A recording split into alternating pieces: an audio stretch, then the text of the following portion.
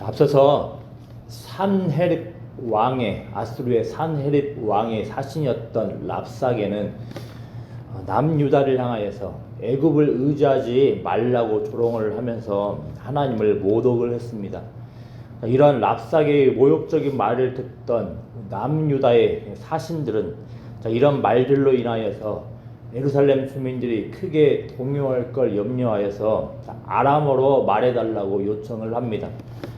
당시 아람어는 고대 근동 지역에서 통상적인 외교 언어로 간주되었기 때문에 남유다의 사신들은 이런 요청을 했었겠지만 이들의 요구는 철저하게 무시당합니다. 랍사게는 보란듯이 예루살렘 성을 향하여서 유다 방언으로 크게 외쳐 이릅니다. 랍사게의 주요 메시지는 이렇습니다. 너희 예루살렘에 거주하는 자들은 대왕 아수르 왕의 말씀을 들으라입니다. 그러면서 여호와를 신뢰하라는 히스기야에게 속지 말고 항복하라는 겁니다. 다른 열국의 신들처럼 너희들을 구원하지 못하는 여호와에게 속지 말고 항복하라는 겁니다. 그러면서 일종의 회유책을 제안을 하는데 내용은 이렇습니다. 너희들이 항복을 하게 되면 너희들이 먹던 음식들을 계속해서 제공을 한다라는 겁니다. 그리고서 예루살렘 백성들을 다른 땅으로 옮기게 되면 그리고서 이 예루살렘 백성들이 먹고 마시던 것들을 그 땅에서 먹게 해주겠다라는 겁니다. 당시 아수르는 정복한 나라들의 백성들을 다른 땅으로 옮기곤 했습니다. 이를 통해서 민족성을 희미하게 하고 또 반란을 저지하기 위해서입니다. 자, 아수르는 먼저 정복을 했던 북이스라엘에게도 이런 정책을 사용했었습니다. 하지만 이런 아수르의 정책은 남유다 백성에게 있어서는 매우 수치스럽고 비참한 겁니다. 왜냐하면 남유다 백성들에게 유다 땅은 예루살렘은 하나님께서 은혜로 기업으로 주신 겁니다. 하나님과 결속되어 있는 땅인 겁니다. 그런데 아무리 조건이 좋다 한들 이 땅에서 뽑혀져 다른 땅으로 옮겨진다는 것은 절망적인 수치스러운 상황인 겁니다. 이런 회유책과 함께 비아냥거리면서 위협적인 모습으로 여호와께 속지 말라고 외치는데 이런 랍사게의 주장이 옳습니까?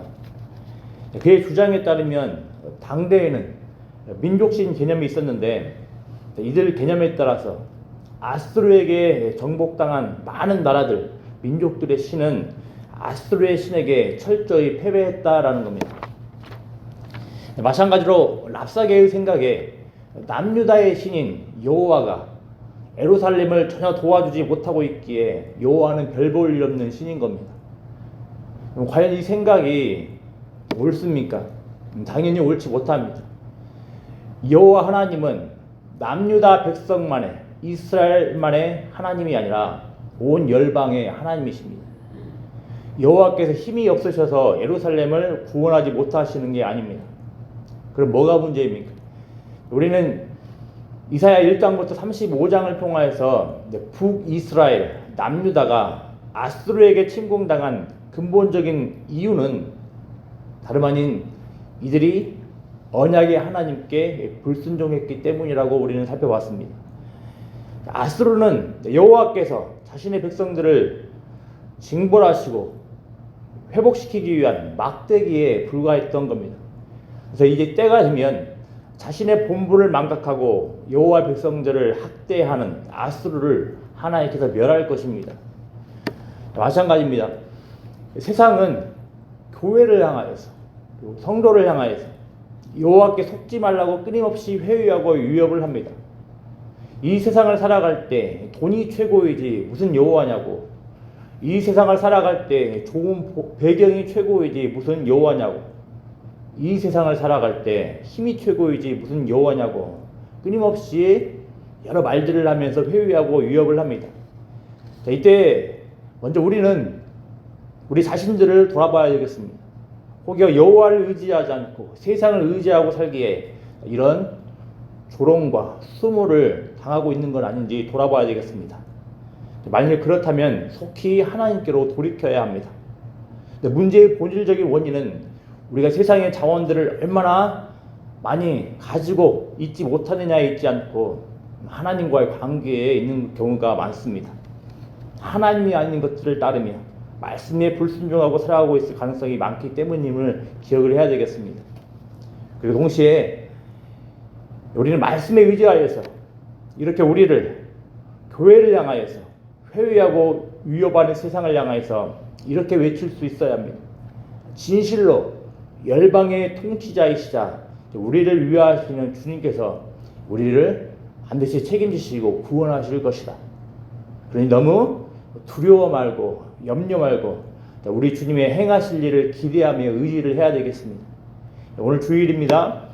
세상으로부터 온갖 소리를 듣고서 마음이 심란해졌다 할지라도 우리를 진정으로 위하시고 우리 인생을 책임지시며 돌보시는 하나님으로 인하여서 진정한 평강을 얻고 온전히 하나님만 높이는 복된 시간 되기를 기도합니다. 기도하겠습니다. 아버지 하나님 감사합니다.